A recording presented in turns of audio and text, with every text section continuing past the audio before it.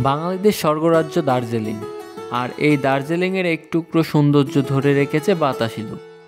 আজকের ভিডিওতে আমরা বাতাসি লুপ নিয়ে আলোচনা করব। তো হ্যালো ও ওয়েলকাম এভরিওয়ান, আপনাদের সকলকে শিমুল ব্লগ 24/7 ইউটিউব চ্যানেলে স্বাগতম জানাই। আমি শিমুল হোসেন, আপনাদের ভ্রমণ বন্ধু।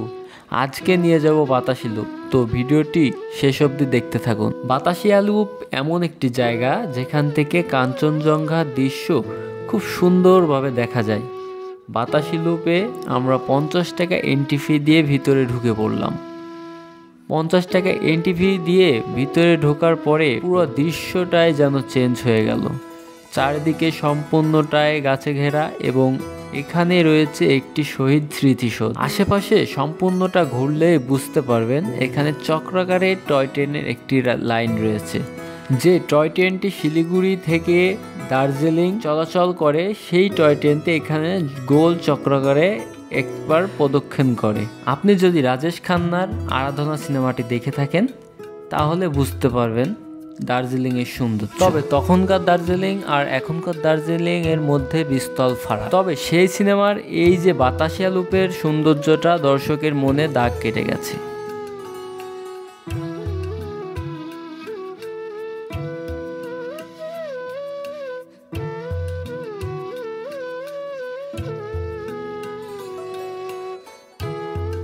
এই বাতাসিয়া লুপ আপনি যদি বার্ডস আই ভিউ অর্থাৎ পাখির চোখে দেখতে পারেন তাহলে সৌন্দর্যটা আরও ফুটে উঠবে।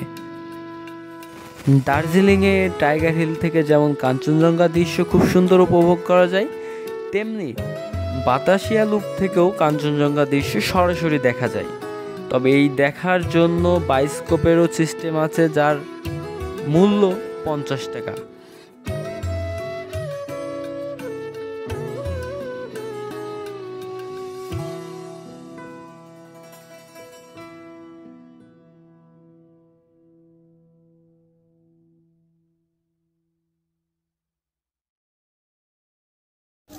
চশমা এখানে পাওয়া যায়।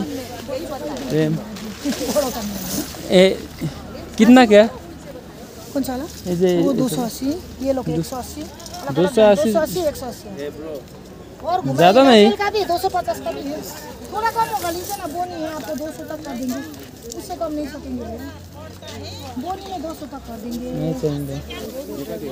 कितने का है? ये वाला 750। তাছাড়া এখানে রয়েছে পাহাড়ি বিভিন্ন ড্রেস পরার সরঞ্জাম। আপনি এই ড্রেসগুলো পরে খুব সুন্দর সুন্দর ছবি উঠতে পারবেন। তাছাড়া এগুলোর মূল্য মাত্র 50 টাকা।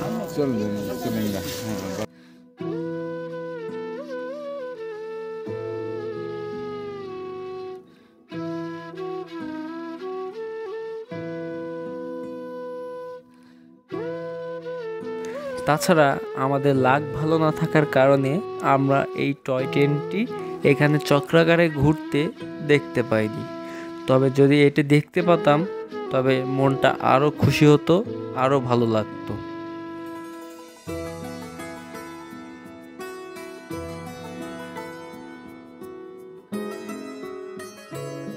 তবে আপনি যদি শীতের সময় এই বাতাসিয়া লুপ ভ্রমণ করতে চান তাহলে অবশ্যই লক্ষ্য করবেন যে ঘাসের উপরে ছোট ছোট বরফকণা পড়ে আছে, যেগুলা আসলে মন কেড়ে নিয়ে যায়।